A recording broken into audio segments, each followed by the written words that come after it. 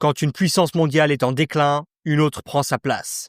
Ce n'est pas seulement vrai en géopolitique, c'est pareil pour les monnaies. En ce moment, le dollar américain est sous pression. En avril 2025, le FMI a lancé un avertissement. Si les conditions financières mondiales se détériorent brusquement, on pourrait assister à un grand bouleversement du système monétaire international, ce qui remettrait en question le rôle central du dollar dans le monde. Alors, que se passerait-il? Le yuan chinois pourrait-il prendre le relais? Ou est-ce enfin le moment de l'euro? Il y a de bonnes raisons d'être optimiste pour l'euro. D'abord, il est stable.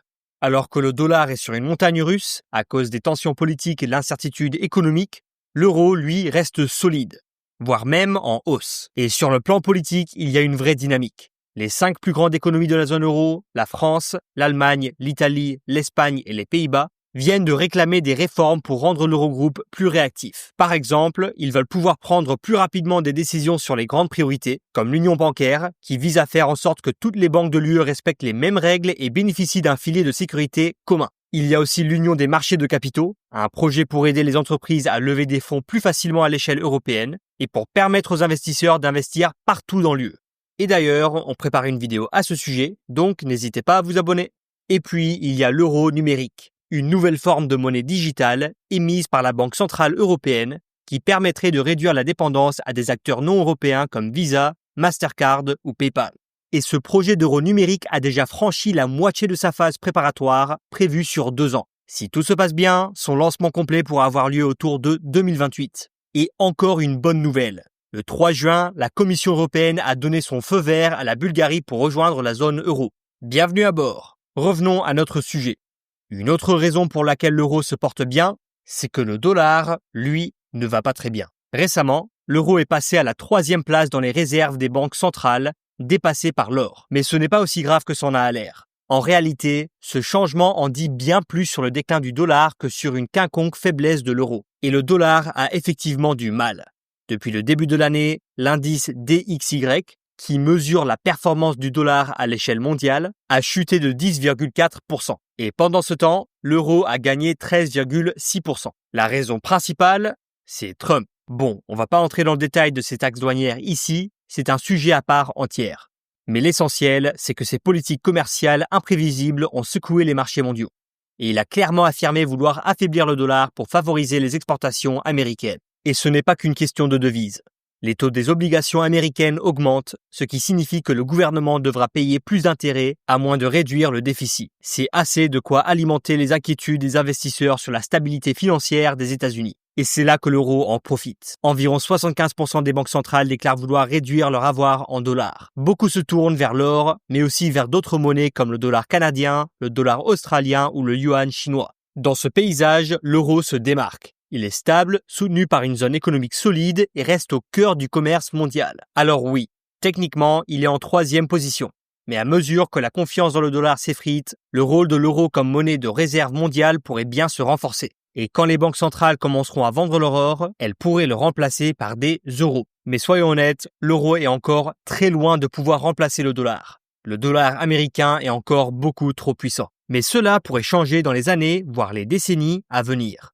Mais seulement si l'Europe se prépare sur 5 points essentiels. On va classer ces points avec un feu tricolore. Premièrement, il faut une vraie liquidité du marché unique. Dans la zone euro, il existe bien des marchés obligatoires et monétaires, mais ils sont fragmentés. L'Allemagne émet des bonds, la France des OAT, l'Italie des BTP. Ce sont des obligations garanties par les États eux-mêmes et non par la zone euro dans son ensemble. Il n'y a donc pas de véritable marché unifié des euro-obligations. Cela dit, un tournant historique a eu lieu en 2020. L'UE a donné son feu vert au fonds du plan de relance européen, d'un montant pouvant aller jusqu'à 800 milliards d'euros.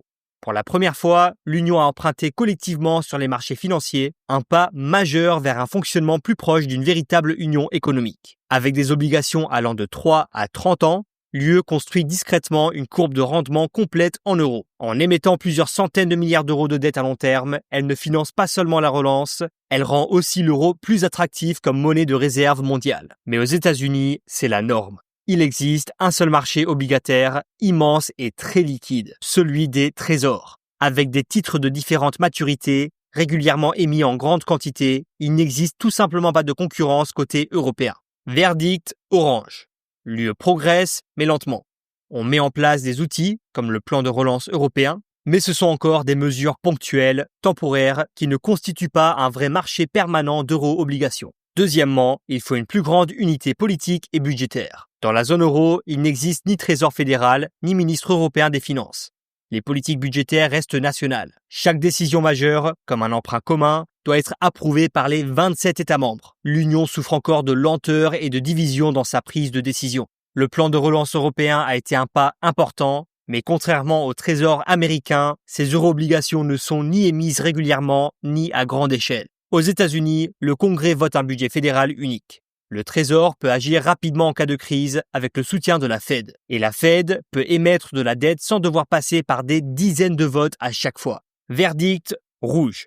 On en est encore très loin. Sans l'intégration plus poussée et sans adoption du vote à la majorité qualifiée, l'euro reste politiquement fragile. Troisièmement, renforcer l'influence géopolitique. L'UE est une géante de la diplomatie douce. Très active sur le commerce, la politique étrangère et le climat, mais elle manque de puissance militaire et d'une politique étrangère véritablement unifiée. Les Américains, eux, soutiennent leur dollar par une présence militaire sans égale, des alliances stratégiques solides et une domination mondiale dans la tech et la finance. Verdict, orange.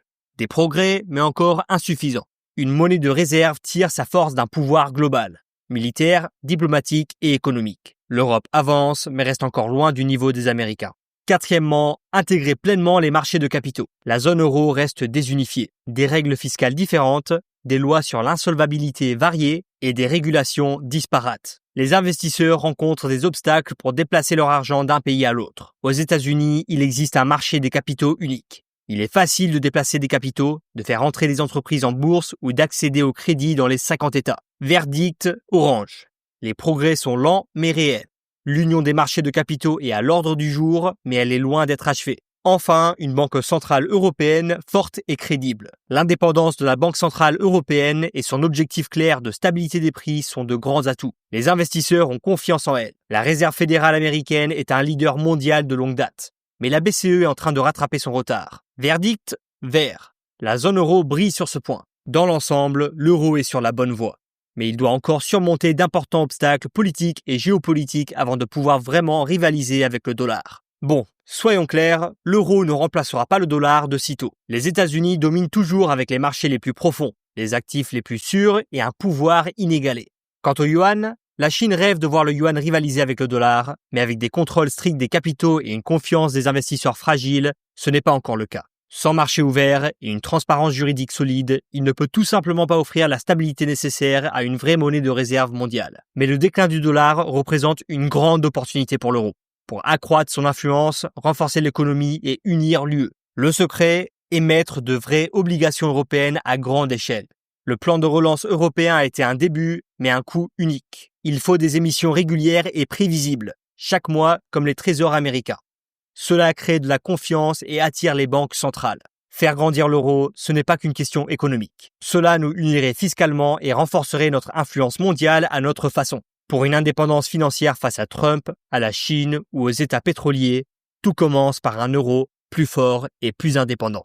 Merci beaucoup d'avoir regardé la vidéo. N'oubliez pas de laisser un like et de vous abonner pour plus de contenu. À la prochaine!